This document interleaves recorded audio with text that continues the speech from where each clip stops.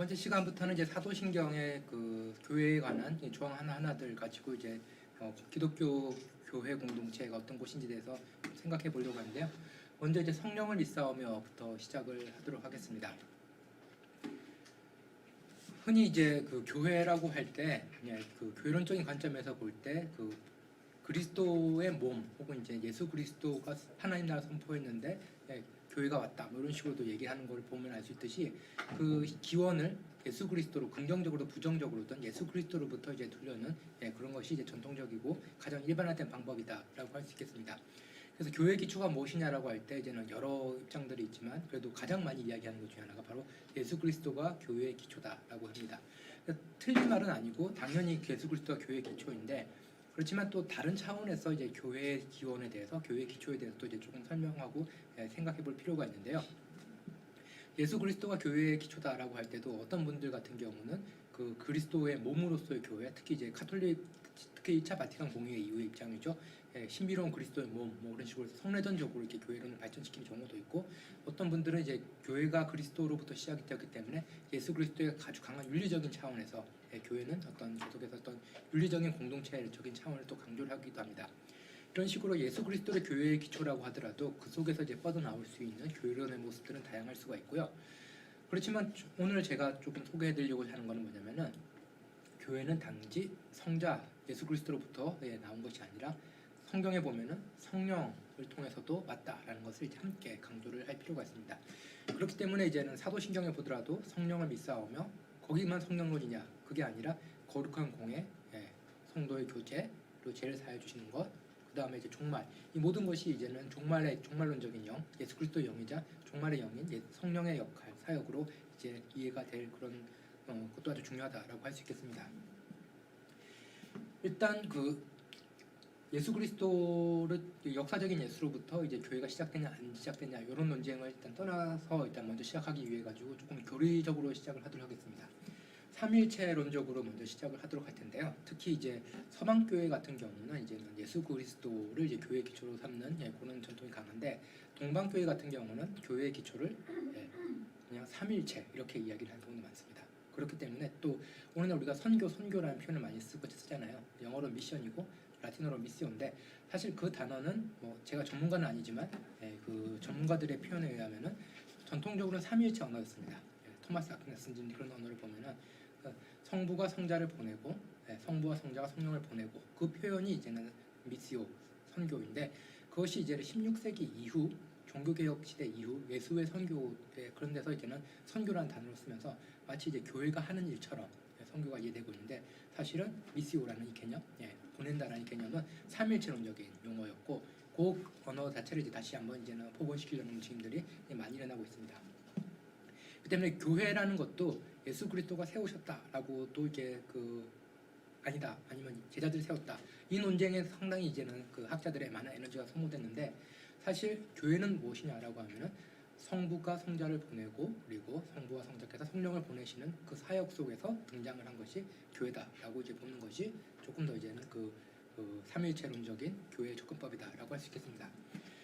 근데 이제 성자와 성령은 삼위일체적으로 볼 때 이제는 그 흔히 쓴 표현이 뭐 페리코레시스, 뭐 상호내주 이런 표현들을 많이 쓰죠. 성자와 성령은 이제 상호적인 관계입니다. 그래서 성자가 이 역할을 했기 때문에 성령과 다른 역할을 하는 게 아니라 성자의 역할에 언제나 성령과 성부가 참여를 하시고 성령의 역할에도 성자와 성부가 함께 이제 관여를 하시는 게 이 삼위일체적으로 이제는 그 각 인격들의 사역을 보는 방식이죠. 그렇기 때문에 이 성경을 보면은 이런 삼일체 하나님의 특히 성자와 성령의 상호적인 관계가 성경에서는 아주 특별한 방식으로 이제 많이 또 표현되는 걸 볼 수가 있습니다. 예를 들면은 나사렛 예수는 성령을 받으셨죠. 세례를 받으실 때 이제 성령께서 내려오시는 것을 볼 수가 있죠. 그리고 예수 그리스도의 삶은 계속해서 성령에 이끌리시고 중요한 순간에 보시면 이제 성령께서 함께하시는 걸 볼 수가 있습니다. 근데 또 성경에 보시면은 또 다른 차원이 나온 거 뭐냐면은 그 성령이 그리스도에게 주어진 경우도 있지만 성령이 예수 그리스도를 통해 신자들에게 주어지는 그것도 아주 중요한 주제 중에 하나입니다. 그래서 그리스도인은 예수 그리스도께 성령을 받고 그리고 성령의 선물로 주어지는 믿음을 통해서 예수 그리스도와 연합되는 존재라고 할 수 있겠죠. 다른 말로 하면 성부로부터 성자가 나왔는데 태어났는데 성부와 성자가 이제는 각각 독립적인 인격을 가지는 것이 아니라 두 분이 이제 상호내주 페리코레스적 관계를 맺을 수 있는 관계는 이유는 뭐냐면은 성령의 교통, 성령이 이 두 분을 이제 사랑의 교제로 그냥 붙잡아 주시기 때문에 그렇죠. 마찬가지로 신자는 예수 그리스도가 성령을 받죠. 그래서 예수 그리스도가 뭐 두 번째 아담이고 그런 표현을 하더라도 우리와는 또 이제 구분이 되시잖아요. 그럼에도 불구하고 우리가 연합될 수 있는 것은 바로 이 같은 성령께서 예수 그리스도와 우리를 이제 붙잡아 주시기 때문에, 그런 말로 하면 그분과 연합하기 때문에 그렇습니다. 그래서 우리는 성령을 받아서 믿음으로 그분과 연합을 하게 됩니다. 보시면은 그 성경에서 보시면은 중요한 거는 뭐냐면은 성자의 독자적인 사역이 없고 언제나 이제 성령과 함께 계신 거고, 그리고 성령은 언제나 이제 성자를 통해서 우리에게 주어지고, 또 성자는 또 우리를 성령은 성자와 우리를 또 연합하게 하는 그런 일을 하시는 거죠. 그런 의미에서 예수 그리스도는 교회의 기초다라고 할 때 예수 그리스도만 교회의 기초다라고 말하는 것은 조금 교리적으로 혹은 신학적으로 부적절하다라고 할 수 있고요. 예수 그리스도 교회의 기초다. 그렇기 때문에 성령도 함께 교회의 기초에 아주 중요한 역할을 하신다라고 이제 보는 게 신학적으로 더 적절하다라고 할 수 있겠습니다. 그래서 성경을 보시면은 이제는 성자와 성령과의 관계성 속에서 이제 교회를 이야기를 하는 것을 볼 수가 있는데요. 특히 이제 바울 버전과 누가복음이 비슷한 듯하면서 약간 차이가 있습니다. 그 누가복음 바울도 성령에 대해 상당히 이야기를 많이 하죠. 정말 로마서 8장이나 되는 데는 정말 그 아주 아름다운 성령론이 나오곤 하는데, 누가복음은 사실 성령 행전이라고 불릴 정도로 성령에 처음부터 이끌리는 사람들의 모습이 나오잖아요. 그래서 어떤 분들, 예를 들면은 이제 그 불트만의 마지막 제자였고 이제는 하버드에서 신약을 오래 가르쳤던 헬무트 퀘스터 같은 경우는 누가복음 사도행전을 이렇게 쭉 연결해서 그 분리하는 게 아니라 하나로 연결해서 보면은 이것은 그 초대 교회 영정과 같다라는 거죠. 다른 말로 하면 다른 복음서들은 예수 그리스도로 시작되는데 누가복음은 예수 그리스도로 시작이 되지 않죠. 여러 영웅들이 나오잖아요.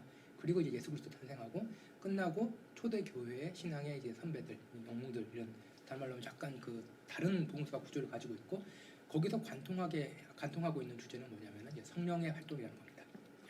그런 의미에서 누가 같은 경우는 아주 강한 성령론적인 함의를 가지고 있는 텍스트인데, 바울이 강조하는 그리스도의 몸이라는 거죠. 그리스도의 몸, 교회는 그리스도의 몸이다. 바울의 신학의 아주 중요한 부분인데, 특히 이제 에베소서라는 데서 아주 중요한 교회론적인 주제잖아요. 근데 그리스도의 몸은 기독론적인 함의가 상당히 강합니다. 그리스도는 머리고, 그리고 교회는 그분의 몸이다라는 거죠. 반면에 성도의 교제라는 이 주제는 성령론적 함의가 상당히 강합니다. 여러 사람들이 성령에 이끌리고 각자가 가지고 있는 은사들을 갖고 있는 거죠. 물론 바울에게서도 이 주제가 강하지만 특별히 이 성도의 교제에 대해서 오순절 사건에서 일어난 그 성도 간의 특별한 형태의 그런 공동체의 형성은 이 누가복음과 사도행전에 나와 있는 아주 강한 성령론적인 함이죠. 그렇기 때문에 교회에 대해서 이야기를 할 때도 한편으로는 기독론적인 함의가 강하고 다른 한편으로는 성령론적 함의가 강한 텍스트가 성경에 함께 있다는 겁니다. 그래서 교회에 대해서 이야기할 때 우리는 그리스도만 얘기하는 것이 아니라 그리스도와 함께 성령을 이야기를 해야 되는 거죠. 그런 의미에서 교회의 기초도 어떤 부분에서는 예수 그리스도가 만드셨다고 할 수 있지만, 다른 한편으로는 오순절 사건을 통해서 교회가 또 형성되었다라고도 할 수가 있겠죠.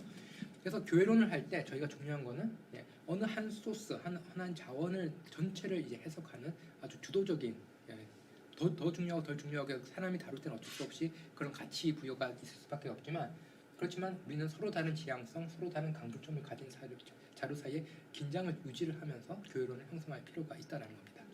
한편으로는 기독론적이고 다른 한편으로는 성령론적인 이런 입장을 저희가 교회론을 구성할 때 항상 이제는 염두를 할 필요가 있습니다. 성령론이 그런데 이때는 그 약한 것이 이제는 이때까지 교회론에서 이제 성령의 능력 안에 있는 교회라고 해서 성령은 마치 교회 안에 은사만 주시는 분, 뭐 이런 식으로 성령의 역할이 축소돼서 이해되어 왔는데, 그게 아니라 성령을 이제는 성자와 성령께서 함께 세우신 교회라는 정도 수준으로까지 심각하게 저희가 교회론에서 생각을 할 때 저희가 이제 교회론에서 새로운 또 돌파구, 새로운 통찰을 얻을 수가 있다라고 할 수 있겠습니다. 근데 이 표현은 이제 한스킹이라든지 아니면 뭐 판네베르크가 했던 또 중요한 표현인데요. 그 성령이라 그랬을 때 우리가 교회 안의 성령이라 할 때 흔히 개인에게 주어지는 성령의 은사라고 생각하기 쉬운데, 교회의 구조 자체가 어떤 성령을 통해서 이제 형성이 된다는 거죠. 성령의 은사라는 것은 교회의 구조들을 세우고 있고, 그런 의미에서 성령론이 교회에서 중요한데, 성령론이 약할 때 일어나는 두 현상이 뭐냐라고 할 때, 한편은 교회의 위계 질서화입니다. 교회가 경직된 어떤 그 사람들의 위계 질서인 것처럼 이해되는 게 성령론이 약할 때 나타나는 어떤 하이라키가 강한 그런 교회의 모습이고 다른 하나는 열광주의입니다. 흔히 열광주의라면 성령운동과 결부되기 쉬운데 그 퀸이라든지 판넨베르크 같은 경우는 어떤 식으로 보냐면은 성령론이 교회론과 분리될 때 나타나는 게 열광주의라고 하는 겁니다.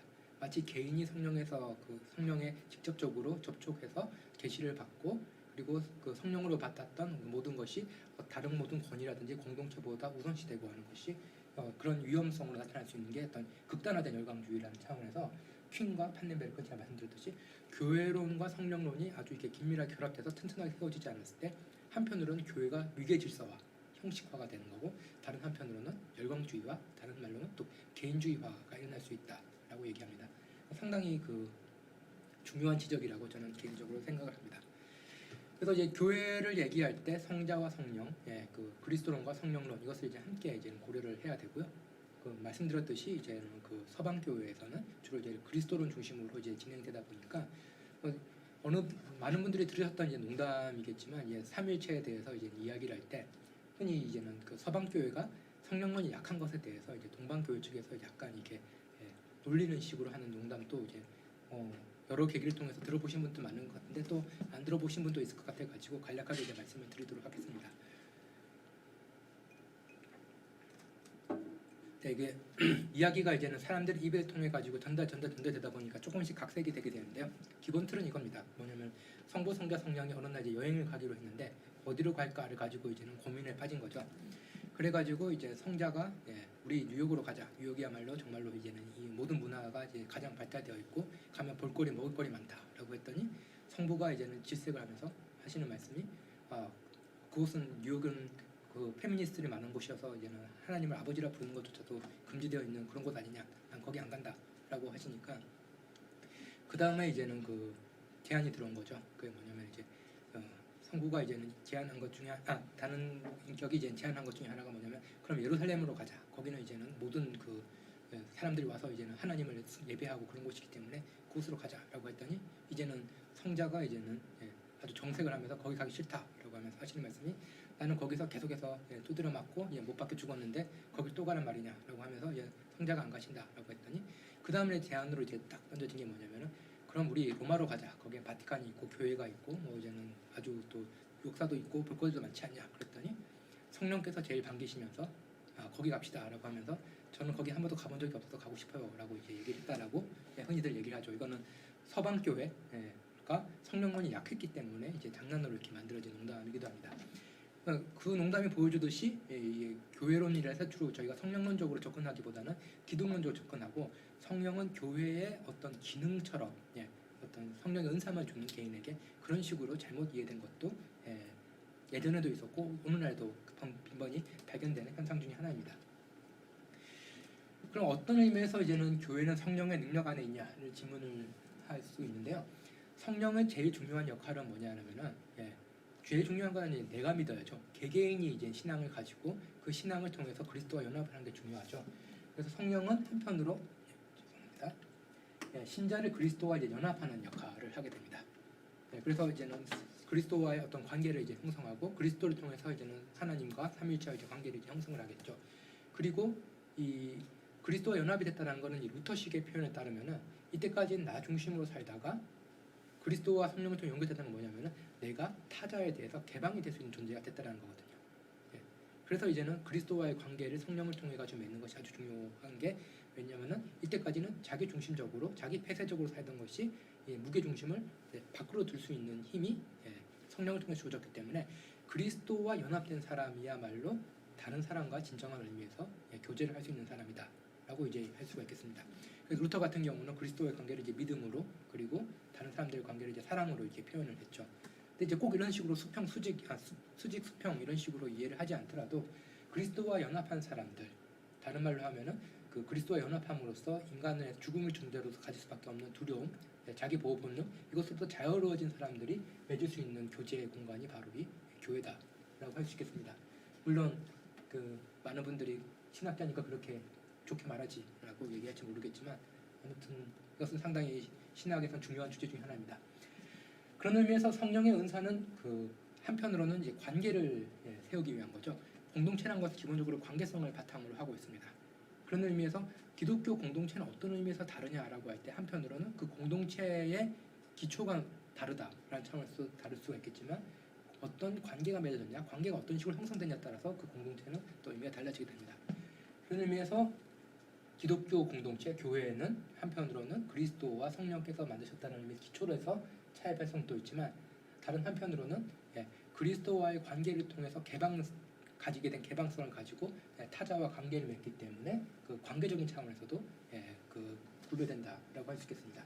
그래서 그 성령의 은사는 관계와 공동체를 세우기 위해서 주신 것으로 이해해야 되지 개인의 어떤 특별한 능력, 개인의 카리스마 이런 것들을 위해서 주어진 것은 아니다라는 겁니다.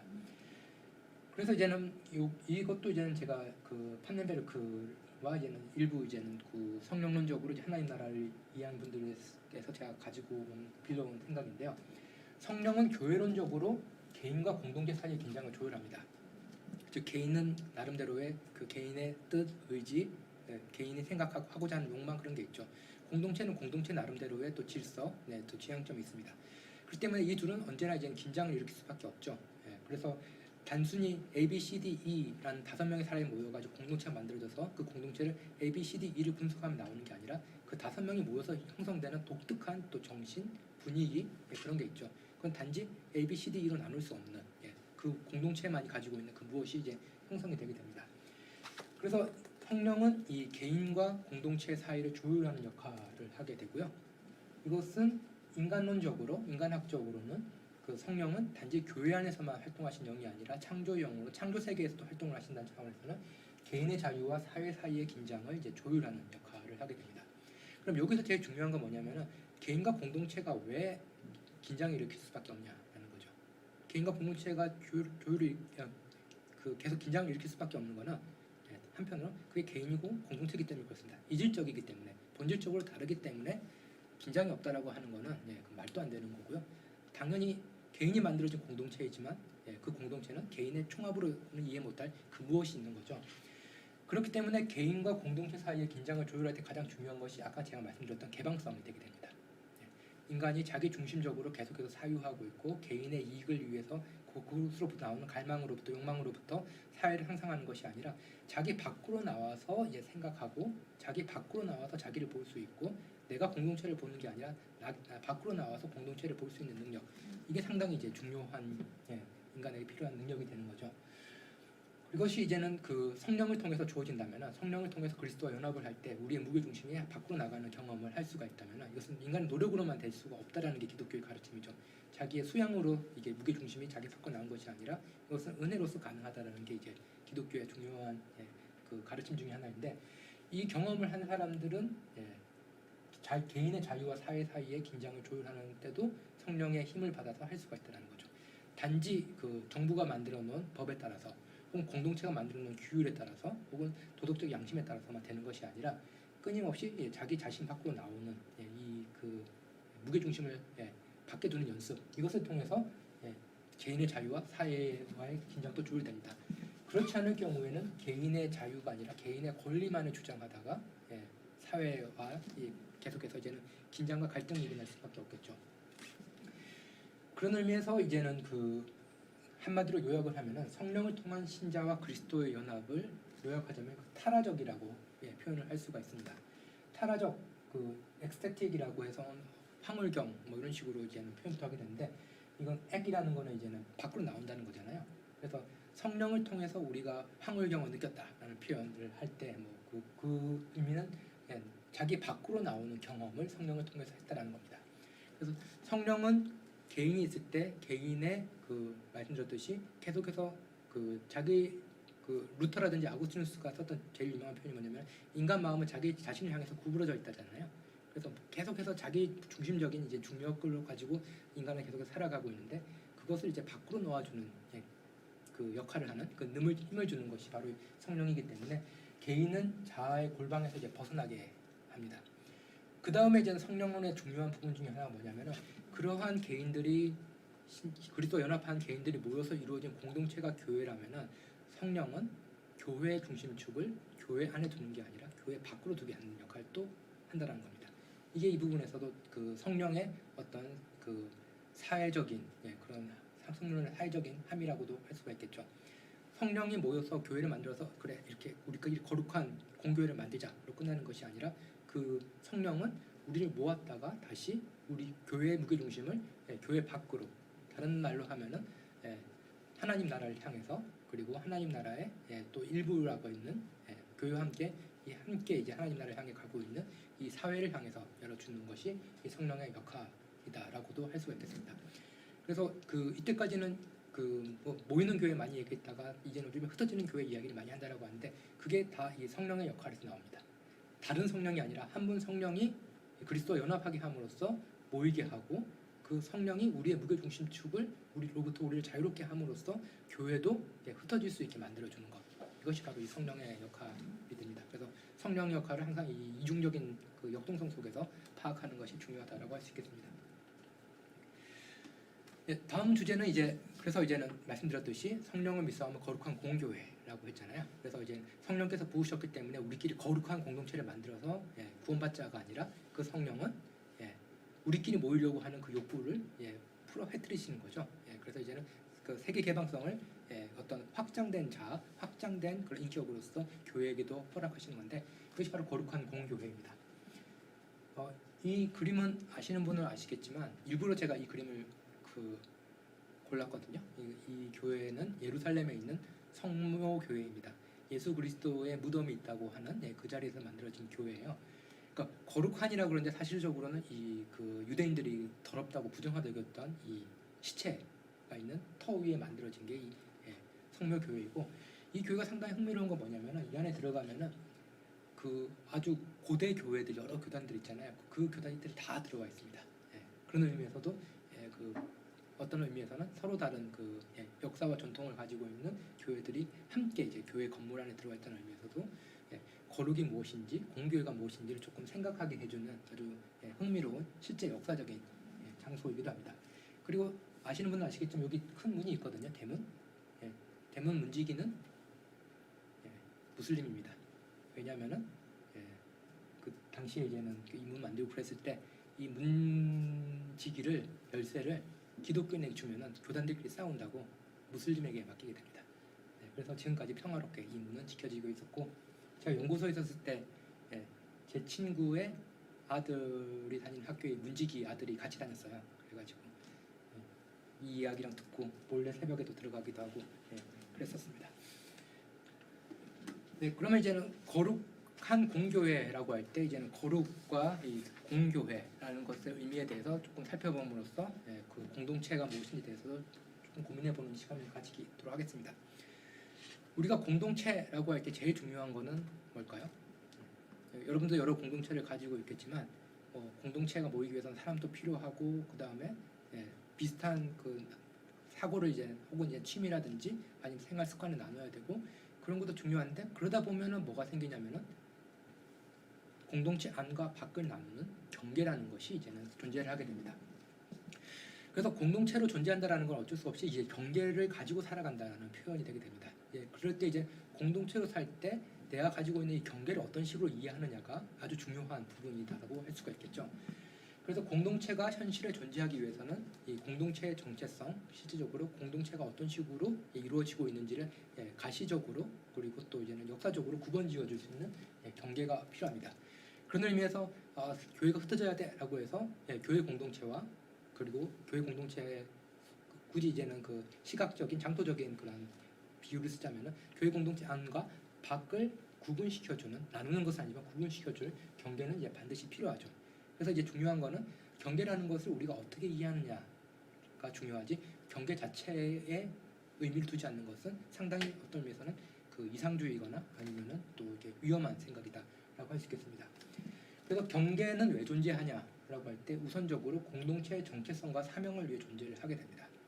여기서 이제는 경계의 양면성이 보이는 거죠.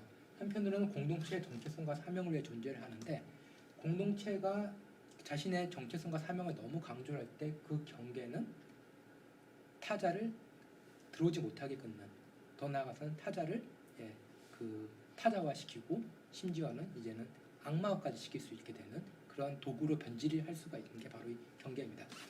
그렇기 때문에 한편으로는 공동체를 위해 필요하지만 다른 한편으로 폭력으로 변질될 수 있는 게 바로 그 공동체이죠. 예를 들면 애들끼리 놀 때도 보면은 자기들이 잘 노는데 새로운 애가 오면은 너 오면 안 돼 막 그러면서 그냥 오면 안 되는 게 아니라 때로는 이제 모욕적인 말도 하고 때리기도 하고 그러잖아요.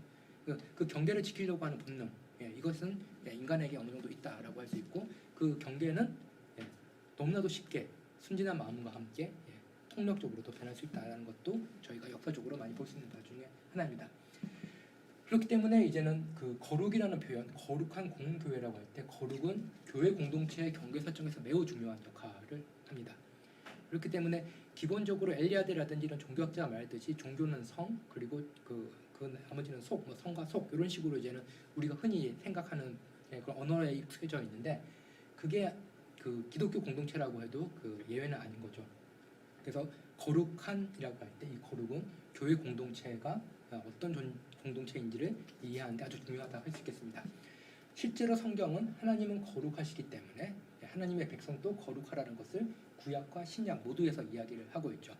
그런 의미에서 하나님의 백성은 하나님이 가지고 있는 다른 말로 하면은 그 하나님에게서만 찾을 수 있는 속성을 어느 정도 내면화하거나 체화시키는 것이 그리고 그것을 역사 속에서 현실화하는 게 하나님의 백성이라고 할 때 이 거룩은 하나님의 백성으로서 교회를 정체성을 구성하는데 아주 중요한 개념 혹은 속성이라고 할 수 있겠습니다. 그러면은 누구나 다 거룩해라고 하지 않았잖아요. 성경에 보면은 하나님 백성이라고 그랬을 때는 중요한 거는 하나님께서 특별히 선택해서 부르셨죠. 그렇기 때문에 이제는 교회론에서 아주 중요한 교리는 항상 선택의 교리 혹은 예정론입니다. 어느 신학자들은 대부분 선택의 교리를 아주 중요하게 여기는 것을 특히 오늘날의 추세에서 볼 수가 있는데요. 그래서 하나님께서 특별히 선택하셨고 그 특별히 선택한 사람들에게는 하나님의 속성인 거룩을 너희들도 보여줄 것을 이제는 요구를 하고 계십니다. 그래서 여기서 이제는 저희가 이제는 그래 우리는 하나님께 선택받았기 때문에 우리는 거룩하고 나머지는 거룩하지 않아 라고 쉽게 갈 수 없는 게 뭐냐면은 하나님의 거룩과 하나님의 백성의 거룩은 분명히 구분된 거룩이기 때문에 그렇습니다. 그래서 하나님의 거룩은 하나님의 존재로부터 나온 거룩이죠. 이스라엘의 거룩은 이스라엘의 존재로부터 나온 거룩이 아니라는 것은 계속해서 나오잖아요. 네가 노예 생활할 때 내가 번역한 거 기억 못하니? 막 이런 식으로 계속 이렇게 말씀하시잖아요. 하나님께서. 그래서 이스라엘의 거룩은 그 어떤 존재로부터 나온 거룩이라기보다는 파생적 거룩이라고 저는 이렇게 이름을 붙여봤는데요. 뭐냐면 하나님의 부르심, 하나님의 선택, 그리고 하나님께서 주신 사명, 거기로부터 나온 거룩이지 야훼 하나님이 가지고 있는 그런 거룩과는 존재론적으로 차이가 있다는 거죠. 그러면은 이 하나님의 백성으로서 이스라엘이든 교회든 자신들의 거룩을 이해하는 방식은 뭐가 되느냐면은 자신들의 소명과 역할을 통해 가지고 그 거룩을 이해해야 된다라고 할 수가 있습니다.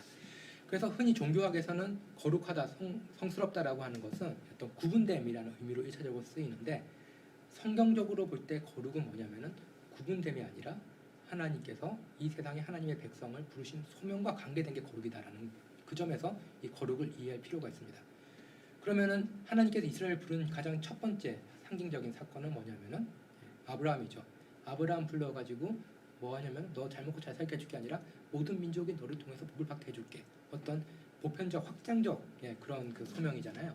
그러니까 거룩이라는 것도 단지 내가 구분되는 게 아니라 다른 사람이랑 구분되는 게 아니라 나 이외에 많은 사람들이 복을 받게 하기 위해서 사용되는 거룩, 거기에 봉사하는 거룩이라고도 할 수가 있겠죠. 그것은 교회도 마찬가지입니다. 교회도 그리스도께서 이제 제자들을 불렀을 때 너희들끼리 그 노아의 방주처럼 절대 무너지지 않는 그런 교회를 만들고 나 다시 올 때까지 끝까지 생존해야 돼 라고 말씀하신 게 아니라 가라고 말씀하시잖아요. 제자들 보내시잖아요.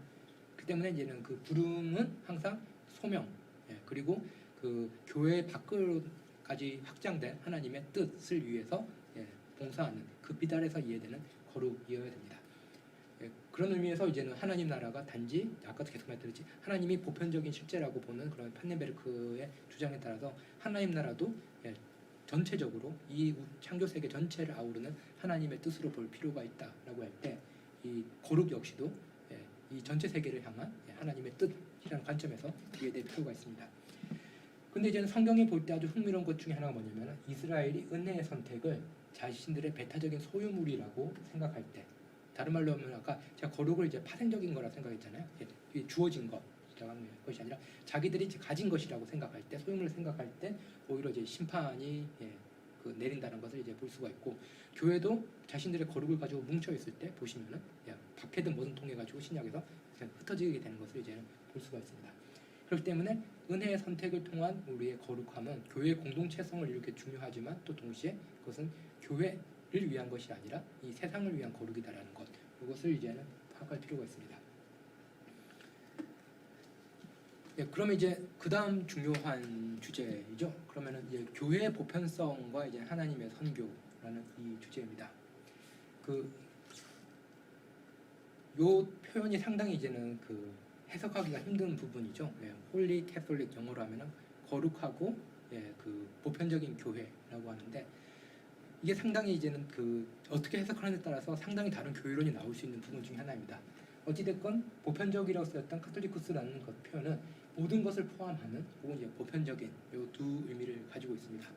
그래서 제가 90년대 때 이제 신학을 처음 배울 때 초대 교회사 시간에 이제 교수님이 이 표현을 가지고 교회 역사를 해석하셨던 방식이 아직까지 기억이 나는데요. 하나는 뭐냐면은 이것을 캐톨릭이라는 표현을 가지고 모든 것을 포함하는, 다른 말로 하면 모든 진리 주장을 가지고 있는 이런 식으로 해석돼서 나온 게 동방정교회, 오소독스, 올바른 가르침을 가지고 있는 것이고, 그게 아니라 어떤 보편적인 시스템, 교회 시스템을 만들고 유니버설이라는 차원으로 갔던 게 바로 이 로마 카톨릭이다. 뭐 이런 식으로 교회 역사를 설명을 하시긴 했는데, 깔끔한 설명 방식이긴 하지만 그 두 교회가 약간 두 가지 뜻을 다 모두 활용을 하고는 있습니다. 그런 의미에서 너무 이렇게 이분법적으로 이렇게 나누는 것은 좋지는 않고요. 이것을 어떤 식으로 해석하느냐에 따라서 또 이제 의미가 달라질 수가 있습니다. 일단 캐톨릭 처치라고 했을 때 사도신경에 거룩한 공교회라고 할 때, 공교회 때 일반적으로 많이 쓰이는 뜻은 뭐냐면은 많은 지역교회, 현상적으로 역사 속에 보이는 수많은 개교회들을 불구하고 교회는 보편적인 하나다라는 게 이제는 공교회를 의미를 하는 거죠. 그렇기 때문에 이제는 아시다시피 개교회가 있지만 뭐 노회도 있고 뭐 연회도 있고 총회도 있고 뭐 이런 식으로 공교회성을 이제 확인하는 그런 작업들이 있게 되죠. 근데 카톨릭 미사라든지 이런 데를 가보면은 아직까지도 그렇게 하는 곳들이 있긴 한데, 그 공교회성을 어떻게 확인할 수 있냐? 그냥 노회 모이고 총회 모여가지고 총회장 뽑고 노회장 뽑고 그러면 이제 공교회성이 나오냐? 그게 아니죠. 그 어떤 식으로 하냐면은, 비록 우리는 떨어져 있고 다양한 곳에 예배를 드리지만 성찬 때 어떤 식으로 하냐면은, 옛날에 이제는 주교들이 있는 캐테드라 있잖아요. 큰 성당들 같은 경우는 고대 사회에서 여러 이제는 주교들이 있었잖아요. 뭐 안디옥이든 뭐 예루살렘이든 이런 식으로 쭉 있으면은 어떤 식으로 하냐면 각 교류들이 있잖아요. 각 지역마다 교류를 할 때 그 지역에서 나오는 빵들을 교류를 합니다. 빵들을 교류를 해가지고 성찬 때 이제 잔 있잖아요. 포도주 담긴 잔에 거기다가 각 주교들이 있는 각 지역, 다른 말로 하면 전 세계에 퍼져 있는 교회들이 대표적으로 거기서 가져온 빵을 하나씩 집어넣습니다. 그렇게 함으로써 가시적으로 이 전 세계에 퍼져 있는 그리스도의 교회지만 한 몸을 이룬다는 것을 이제는 보여주고, 그 포도주를 이제는 마심으로써 그 공교회성을 상징적으로 이제 표현해주는 그런 것도 할 수가 있죠. 그래서 이제는 어떻게든지 이 지역 교회, 다양한 교회들이 있지만 교회는 하나다라는 것을 신학적으로뿐만 아니라 성례전이라는 실천을 통해서도 보여주려는 노력들은 교회 속에, 역사 속에서 계속 있었습니다. 근데 이제는 교회의 보편성은 다른 한편으로 이제 모든 것을 포함하는, 다른 말로 그 모든 진리, 구원을 위한 모든 진리가 교회에 있다라는 것, 오소독스라는 차원에서 할 때, 그것은 두 가지 차원에서 또 이제 생각해 볼 수가 있습니다. 하나는 뭐냐면은 우리가 필요한 모든 진리가 교회의 가르침 속에 있다라는 차원에서 보편적인 것도 되지만, 중요한 거는 그래서 모든 것이 다 있는데 그것이 아까 말씀드렸듯이 교회의 가시성을 보여주기 위해서 전 세계 교회에서 땅을 가지고 와서 이렇게 성찬을 했다고 그랬잖아요. 마찬가지로 전 세계 어디에 가거나 그 진리는 누구나 알 수 있게 가르쳐 줄 수 있어야 된다는 겁니다. 이게 기독교가 세계 종교로 발돋움할 때 아주 중요한 기초가 됩니다. 그게 뭐냐면은 복음의 문화 적응력이라고 하는 겁니다. 그러니까 복음이란 게 예를 들어 가지고 한 지역에서 예수 그리스도 그쪽에 태어났어. 예수 그리스도가 아람어로만 써야 돼라고 했었다면은 지금 기독교는 절대 이렇게 아시아의 종교가 되지 못했겠죠. 예수님께서 돌아가시자마자 바로 일어났던 게 그리스어로 번역입니다. 그리스어로 번역이 일어났고 그리스어로 번역된 게 바로 라틴어로 번역이 됐고 계속해서 번역이 됐죠. 그래서 언어적으로 번역이 된 것도 있지만 또 동시에 그 문화에 적합한 표현으로 계속해서 복음이 이제 변화가 됐죠. 복음의 본질이 변화된 게 아니라 복음의 표현이 이제 변화가 됐죠. 이것을 이제 벤 마이어스라는 이제는 호주의 신학자는 교회 보편성은 곧 복음의 번역 능력이다라고 이제 표현을 합니다.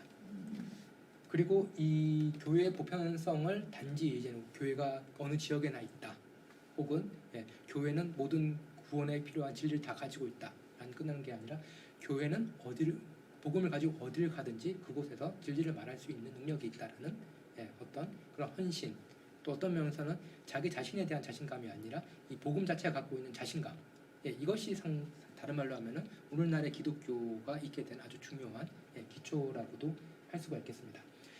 그러면 이때까지 얘기했던 걸 조금 이제 충돌이 일어났다라고도 이제 보일 수가 있는 지점이 있죠. 그건 뭐냐면은 거룩이라는 거는 다른 쪽과 구분된다는 의미잖아요. 1차적인 의미가 보편이라는 거는 모든 걸 이제 포함한다는 거잖아요. 이게 최악의 조합이 뭐냐면은 우리끼리 구분해가지고 우리끼리 큰 멍 하나 만들어 먹고 살자라는 게 최악의 조합이라고 할 수가 있습니다. 우리가 크게 보편교회 만들어가지고 그 보편교회는 이 세상과 달라 라고 얘기하는 거고, 그렇지만 말씀드렸듯이 이제 거룩이란 것이 하나님의 거룩으로부터 나온 이제 파생적 개념이라고 생각을 해보고, 그리고 교회 보편성이라는 것이 그냥 이제 우리끼리 이렇게 그 진리를 가지고 살자라는 것이 아니라 이 어디로 가더라도 복음이 이제 번역이 되어서 사람들에게 전파됐었다라는 것. 아람어가 그리스어가 됐고 그리스어가 라틴어가 되었고 그 지역 문화에 맞게 적응했다라는 것.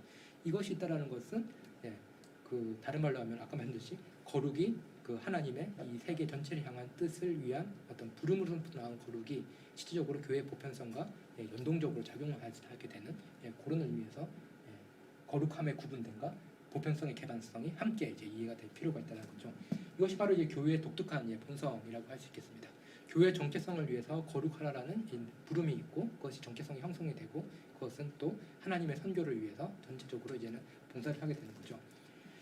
그래서 종말론적으로는 볼 필요가 있는 것이 무엇이냐면 교회 보편성이란 게 단지 이제 교회가 어디에나 있다 그것을 하는 것이 아니라 하나님 나라가 보편적이라면은 하나님 나라가 온 창조 세계에 아우르는 하나님의 뜻이 온전히 실현되는 그런 것이 이제는 종말론적으로 하나님 나라라면은 바로 이 하나님 나라가 바로 이 교회의 보편성의 중요한 기초가 되게 됩니다. 교회가 가지고 있는 능력이 아니라 교회가 꿈꾸고 갈망하고 가리키고 있는 그 종말론적인 미래가 바로 이 교회의 보편성의 아주 중요한 기초가 된다라고 할 수 있겠죠. 그래서 복음이 가지고 있는 번역 능력 그리고 하나님 나라의 보편적 지평, 이것이 교회를 개교회로 만드는 것이 아니라 이 세계를 향해서 열려 있는 보편교회로 이제 공교회로 만든다라고도 할 수가 있겠습니다. 그래서 조금 이제 그 시각화 시켜가지고 이제 설명을 드리면요, 그리스도 교회 하나님의 나라를 어떤 식으로 이해할 수가 있을까라고 했을 때, 요거는 사실 19세기의 그 위대한 신학자 알브레히트 리스틀이 만들어 놓은 구도를 제가 아주 단순화시켜가지고 이제 표현을 한 겁니다. 알브레히트 리스틀 같은 경우는 예수 그리스도의 메시지를 이제 분석을 하면은 두 가지 초점이 나온다고 얘기를 합니다. 그래서 기독교는 하나의 초점이 아니라 두 가지 초점으로 이루어진 종교고, 두 가지 초점으로 이루어지면은 초점이 하나면 완벽한 원이 나오겠지만 초점이 두 개면 어떻게 되냐면은 타원형이 나오겠죠. 그래서 기독교는 타원형으로 이해된다 하고, 리틀의 사상을 보면은 계속해서 이 타원형 구도가 다양한 변주를 통해 가지고 나오는 걸 볼 수가 있습니다. 그 중에서 단순하게 이제 설명을 드리면은 예수 그리스도가 이제는 소명을 가지고 이제 사역을 하셨죠. 근데 예수 그리스도의 소명을 보면 이제 구원이라는 차원도 있고, 또 그 다음에 그 이웃에 대한 사랑도 이제 강조를 하시죠. 또 하나님에 대한 사랑, 이웃 사랑 이렇게 나와 있는데, 그 예수 그리스도의 소명은 크게 이제는 그 아까 말씀드렸듯이 예수 그리스도를 그 사역이라든지 선포를 보면 두 초점을 나눠줄 수 있다고 그랬잖아요. 하나가 바로 이제 구원이고, 다른 하나가 하나님의 나라라는 겁니다. 리틀의 표현에 따르면은. 그래서 구원이라는 차원은 이제는 교회를 형성했고, 이 교회 속에서 복음 선포와 선례를 통해서 이루어지게 됩니다. 근데 하나님의 나라를 일반적으로 봤을 때는 이제는 하나님의 정의, 하나님의 평화라고 하니까 하나님의 도덕적 의지가 드러나는 것 같잖아요. 그렇기 때문에 하나님의 도덕적 의지가 드러나는 것이 하나님 나라는 어떤 보편적인 도덕으로 이루어지게 됩니다. 그래서 19세기 이 리첼의 모델, 다른 말로 하면은 이 자유주의 신학의 최고봉이라고도 할 수 있는 리첼의 모델은 뭐냐면은 예수 그리스도를 통해서 두 초점이 기독교를 형성을 하고 있고, 한쪽은 교회를 통한 구원, 다른 한편은 그 어떤 도덕적인 그런 헌신, 실천을 통해 이루어지는 하나님의 나라라는 이 두 차원이 있습니다. 이게 얼핏 보면은 자유주의 모델인데 우리가 알지 모르게 교회에서 많이 가지고 있는 모델 중에 하나입니다. 교회에서 구원을 선포하는 건 하나이고, 교회 밖에 나가서 열심히 사회봉사하는 건 하나의 차원으로 이렇게 같이 보고 있는 거죠. 그 때문에 이 두 개가 교회에서 함께 이루어지고 있는데, 주로 이제는 이 두 개의 연결점을 잘 보지 못하는 경우도 있습니다. 물론 리틀 같은 경우는 여기서 이제는 하나님 사랑, 이웃 사랑에 대해 배워가지고 그 하나님 나라를 위해서 이제는 그리스도인들이 이제 봉사할 수 있다라고 보았지만, 초점 자체는 이제 구분이 됩니다. 구원에 관한 것과 하나님 나라에 관한 건데, 이 모델 자체에서 의심을 가지기 전에 이제 선구적으로 이 모델 자체와 다른 모델을 제시했던 사람이 이제는 그 슈라마어의 성숙기의 사상이고, 근데 의도적으로 이 사상에 대해서 이제 반기를 드렸던 사람이 이제는 칼 바르트 이후에 이제는 신학이 되는데, 이때는 뭔가 그럴듯하지만 그 상당히 구분되잖아요. 어떻게 구원과 이게 도덕이 다르면은 한편으로 사람들 보고 이제 다들 바쁘고 그 경제적으로 다들 여유 있는 사람 많지 않은데, 둘 중 하나 선택하라면 뭘 선택할까요? 당연히 구원 쪽을 선택을 할 확률이 크죠, 대중적으로는. 그런데 이제는 오히려 이제는 그 그리스도인이 더 높은 의를 가지고 살아야 돼, 막 이런 식으로 생각하는 사람들은 둘 중에 뭐를 주로 선택하게 될까요? 하나님 나라를 선택하는 거죠. 그래서 리틀 바로 다음 세대 나왔던 아돌프 하르낙의 그 유명한 베를린 대학교 강연, 그 기독교의 본질이라는 제목으로 이제 출판됐죠. 1899년에서 1900년도 넘어올 때 강연을 했는데, 그때 보면은 기독교의 핵심을, 기독교의 본질을 세 개로 요약하는데, 하나님 나라, 하나님의 아버지 되심과, 그리고 우리 영혼의 구하는 가치, 그리고 세 번째로 이제는 그 더 높은 의, 도덕, 이렇게만 나오고 있지 교회에 대한 이야기가 나오지는 않죠. 물론 교회에 대한 이야기는 나오지만 기독교의 본질을 얘기할 때 그 언어 속에는 교회는 등장하지 않습니다. 그리고 이제 미국으로 가면 라우션 부시의 그 사회복음이라든지 이런 쪽을 보시더라도 이쪽 오른쪽 차원이 강조되고 왼쪽 차원이 약화되는 거죠. 그래서 이 두 초점 모델이 상당히 중요하지만, 초점의 두 개를 보는 순간에 저희는 어느 한쪽을 이제 선택을 하거나 더 의미 부여를 하면서 다른 한쪽이 약화되거나 무시될 위험이 있게 됩니다. 근데 제가 조금 전에 말씀드렸던 이제 거룩, 그다음에 공교회 이런 식으로 말한 모델은 어떤 식으로 차이가 있냐면은 동심원 구조입니다. 예수 그리스도의 선포의 핵심은 뭐냐면은, 예수 그리스도는 하나님 완전한 신자, 완전한 인간, 이런 칼케돈적인 그런 기독론적 정의를 떠나서 예수 그리스도는 그 신약에서 나와 있는 제일 중요한 건 뭐냐면, 그리스도를 통해서 하나님과 세상이, 하나님과 인류가 화해를 했다는 겁니다. 이게 상당히 중요한 가르침 중에 하나이죠. 그래서 예수 그리스도가 하나님과 인간 사이에 화해를 이뤘다면은, 성령을 통해서 하나님께서 그 사람들을 부르셔서 형성된 신자들의 공동체인 교회는 그 동심원을 중심으로 예수 그리스도 연합되니까 이렇게 형성이 되겠죠. 그래서 신자들을 이렇게 인류로부터 부르셔서 교회를 형성하죠. 이게 다른 말로 하면 거룩한 해당되겠죠. 그 목적은 뭐냐면은 전체 하나님 나라의 보편성을 향해서, 인류를 향해서 교회를 파송하기 위해서다라는 겁니다. 이게 그 20세기의 그 조직 신학에서 형성된 하나님 나라, 교회, 그리고 구원을 동심원 구조로 보는 칼바르트 이후부터 시작됐던 하나의 모델이고, 그 선교학 하시는 분들 알겠지만 이거 상당히 이게 미시오 데이, 그 하나님 선교라든지 요즘에 많이 나오는 선교학에서 많이 이용되는 언어들, 논리들이 여기서 나온다는 것도 보실 수가 있을 거예요. 그래서 예수 그리스도는 완전한 하나님과 완전한 인간이지만 예수 그리스도 통해서 하나님과 인간이 화해를 했고, 그 예수 그리스도의 그 화해의 복음을 들은 사람들이 인류로부터 신자로 이렇게 형성됐지만, 이 신자들은 성부가 예수 그리스도를 보내고 예수 그리스도와 성자와 성부가 성령을 보내듯이 인류를 향해서 보내지는 존재로서 교회가 존재를 하게 됩니다.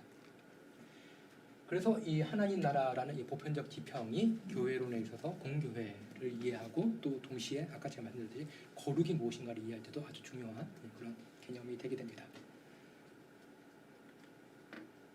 그래서 별것 아닌 것 같은데 상당히 그 시각적으로 차이가 많이 나듯이 두 개 제가 만든다고 되게 고생을 했습니다. 되게 이게 PPT를 못 다루는 사람이 어떻게든지 시각적으로 구분되는 두 이미지를 만들려고 상당히 노력했는데요. 이 시각적 이미지는 제가 늘 말씀드렸듯이 이해를 돕지만 또 동시에 저희를 우리의 생각을 오해하고 왜곡할 가능성도 있기 때문에 참고를 하시고, 그리고 또 이제 그 다른 또 그 나름대로의 이제 자기 생각을 정리하시는 그런 과정들이 필요합니다. 그래서 이 부분은 이제 정리를 하고 이번 또 쉬는 시간을 가지도록 할 텐데요. 그래서 교회의 공교회라고 할 때 교회 보편성이라고 할 때 궁극적으로 이제 보여줄 것 중에 하나는 뭐냐면은 바로 이 인류의 연합이라는 이 주제가 되게 됩니다. 교회가 가지고 있는 종말론적인 성격, 다른 말로 하면 하나님 나라를 가리키고 하나님 나라를 지금 여기서 이제 맛보게 해주는 그 역할로서의 교회가 자기 자신을 위해 존재하는 것이 아니라 더 큰 목적, 즉 하나님의 나라를 위해서 하나님께서 성자와 성령을 보내셨고, 그를 통해서 교회를 모으셨지만 또 교회를 다시 이 세상에 보내시는 이 목적에 봉사를 하는 것이 이 교회다라고 할 수 있겠죠. 그래서 교회가 선포해야 될 것은 뭐냐면은 단지 신자들과 화해한 하나님이 아니라 요한의 말처럼 이 세상과 화해한 하나님을 이제는 증거하는 역할을 하게 되는 거죠. 그래서 교회는 세상과 화해한 하나님을 아까 말씀드렸듯이 하나님 나라를 미리 보여주는 기호이자 맛보게 해주는 그런 얘기라고 했잖아요. 마찬가지로 인류 연합의 기호가 돼야 된다라고 얘기를 하게 됩니다.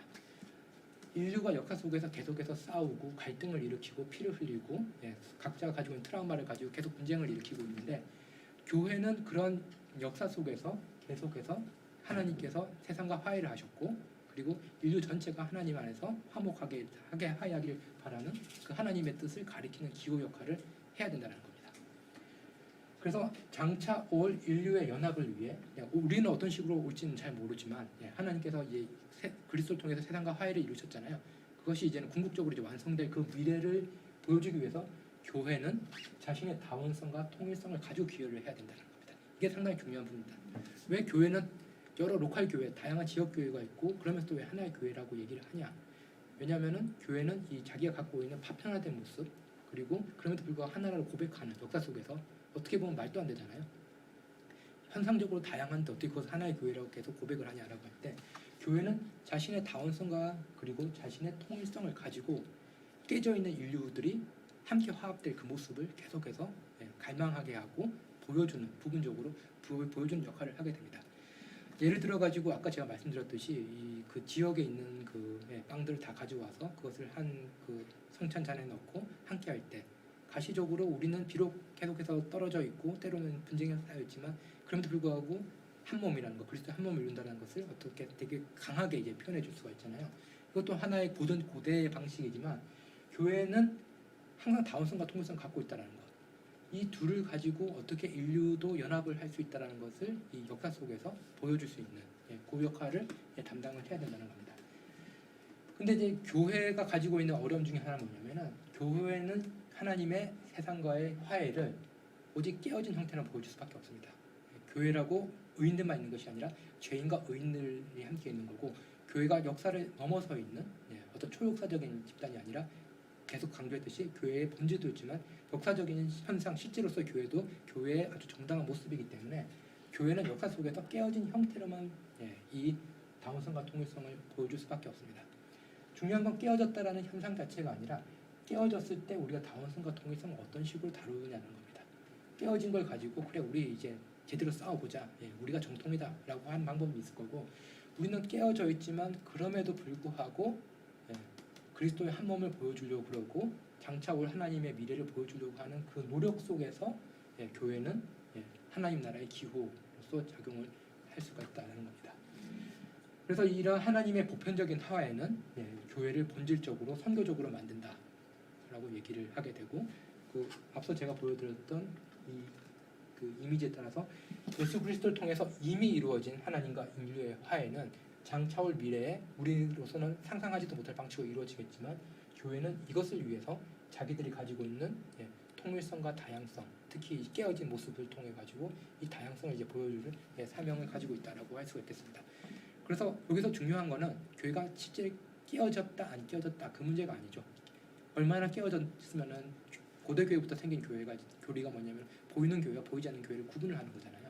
그런 식으로까지도 교회가 보여준 건 뭐냐면 교회는 처음부터 깨어진 공동체인데 지향점이 어디에 있냐 문제가 되게 됩니다. 지향점이 과연 우리 교회보다 더 큰 혹은 우리 교단보다 더 큰 하나님의 나라의 그 보편성과 하나님의 뜻의 목적을 가리키느냐, 아니면은 깨진 상처 자체를 계속 탐닉하면서 그 상처를 핥아먹으면서 그 복수심을 경건으로 가장을 하고 있지는 않나, 혐오를 명성으로 위장하고 있지는 않나, 이것을 이제는 저희가 돌아볼 필요가 있게 되는 거죠. 그래서 이 하나님 나라라는 이 개념, 혹은 이제 장차올 미래를 가지고 이 교회의 거룩과 보편을 저희가 다시 한번 생각하면서 교회론에 대해서도 좀 새로운 통찰을 가질 필요가 있습니다. 여기까지 그 사도신경에 나왔던 아주 중요한 성령을 믿사오며 그리고 거룩한 공교회까지 살펴봤고요. 이제 10분 휴식하시고 그 이후에 있을 성도의 교제, 그 카톨릭에서 성도의 교통이라고 표현을 하고요. 성도의 교제 그리고 죄를 사하여 주시는 것, 이 두 개를 살펴보도록 하겠습니다.